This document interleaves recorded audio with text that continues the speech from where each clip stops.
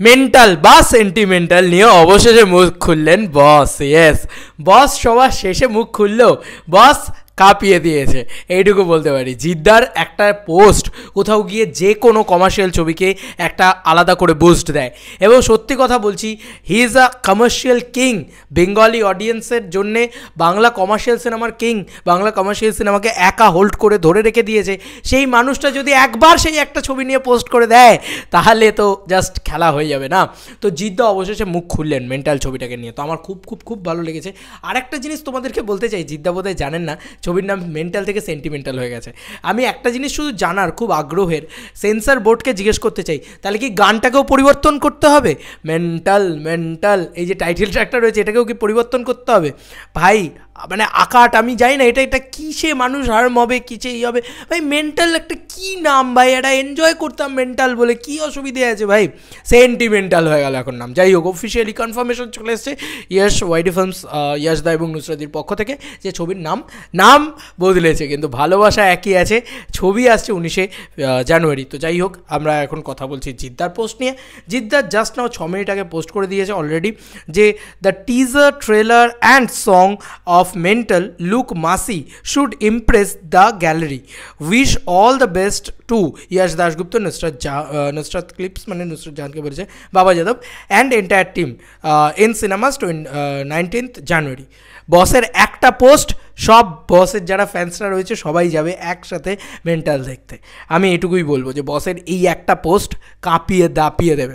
তো আমি একটাই কথা বলতে চাই যে জিদ্দা সত্যি থ্যাংক ইউ এই ছবিটাকে এতটা সাপোর্ট করার জন্য। বাংলা কমার্শিয়াল ছবি তুমি একা টিকিয়ে রেখেছো, এবার যখন কমার্শিয়াল ছবি আসবে তোমার সাপোর্টটা না খুব ইম্পর্ট্যান্ট। যদি একটা কমার্শিয়াল ছবি তোমার সাপোর্ট পায় তাহলে সেই ছবিটা এমনি বুস্ট পাবে, কারণ তুমি এতদিন ধরে মার্কেটটাকে টিকিয়ে রেখেছো বলে তোমার একটা অডিয়েন্স বেস তৈরি হয়ে রয়েছে এই মার্কেটে। তো বলে রাখি জিদ্দা হ্যাশট্যাগ মেন্টাল দিয়েছে, তো ওটা এখন সেন্টিমেন্টাল হয়ে গিয়েছে। যাই হোক, আমরা মেন্টাল বলি সেন্টিমেন্টাল বলি যা খুশি, ভাই ছবিটা দেখতে যাবে ব্যাস, আমরা সবাই একসাথে ছবিটা দেখতে যাবো, এনজয় করব। জিদ্দা অ্যাটলিস্ট আমাদেরকে বলে দিয়েছে, আর জিদ্দার কথা মানে আমাদের কাছে সে আমি একবার বলি আর 100 বার বলি, মানে এটা একই।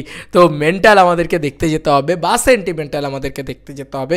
একটাই কথা বলছি যে এই ছবিটার নাম নিয়ে যা হোক, যা বৃত্তান্ত হোক, একটা নতুন প্রডিউসারের একটা কমার্শিয়াল ছবি করার অ্যাটেম্প্ট, এই চেষ্টা, সেটাকে সাধুবাদ জানিয়ে এই ছবিটাকে এগিয়ে আসা হয়েছে। এবং থ্যাঙ্কস টু জিদ্দা।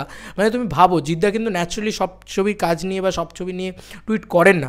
অনেক দিন বাদে জিদ্দাকে আবার একটা ছবি নিয়ে টুইট করতে দেখলাম, অনেক দিন বাদে। তো আমার খুব ভালো লাগলো যে বস টুইট করলেন। মানে আমার সত্যি এটা মানে বিভিন্ন জায়গায়, নানান জায়গায় কিন্তু, এবং ইয়াশদা এবং নুসরাতি তারা কিন্তু জিদ্দাকে প্রচণ্ড রেসপেক্ট করে। তো সেই জায়গাটা কোথাও গিয়ে জিদ্দাও ফিরিয়ে দিলেন ভালোবাসা দিয়ে।